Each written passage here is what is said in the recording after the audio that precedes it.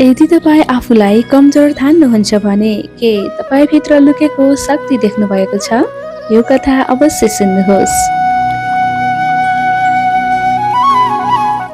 सन्देशका कथाहरूमा तपाईँलाई हार्दिक स्वागत छ। आज म सुनाउन गइरहेको छु फुटेको कपको कथा। आशा छ तपाईँलाई आजको कथा मन पर्नेछ। आउनुहोस् सुरु गरौँ आजको कथा, फुटेको कपको कथा।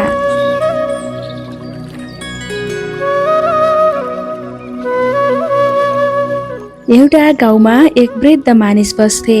उनी हरेक दिन टाढाको खोलाबाट 2वटा कपमा पानी ल्याउँथे। ती मध्ये एउटा कप नयाँ र बलियो थियो भने अर्को कप पुरानो र फुटेको पनि थियो।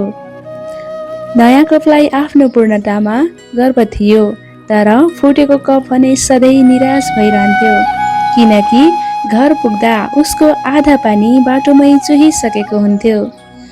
उसले सोच्थ्यो, म त बेकार छु, मेरो कारणले मालिकको मेहनत खेर गइरहेको छ।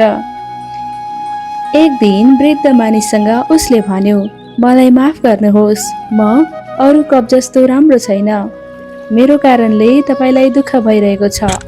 वृद्ध मानिस मुस्कुराउँदै भने, तिमीले बाटोको छेउमा फुलेका सुन्दर फुलहरू देखेका छौ?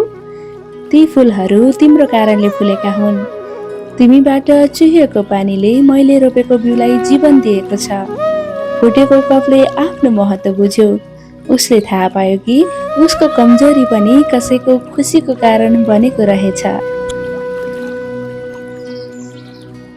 यसबाट के सन्देश पाइन्छ भने हरेक अपूर्णताभित्र पनि एउटा सुन्दर सम्भावना लुकेको हुन्छ। हरेक कमजोरीभित्र क्षमता अवश्य हुन्छ। तपाईलाई आजको कथा कस्तो लाग्यो? राम्रो लाग्यो भने साथीलाई पनि सुन्न भनिदिनुहोस्। यदि यस्तै सन्देशमूलक कथाहरू सुन्न चाहनुहुन्छ भने हाम्रो फेसबुक पेजलाई फलो गर्न नभुल्नुहोला। धन्यवाद।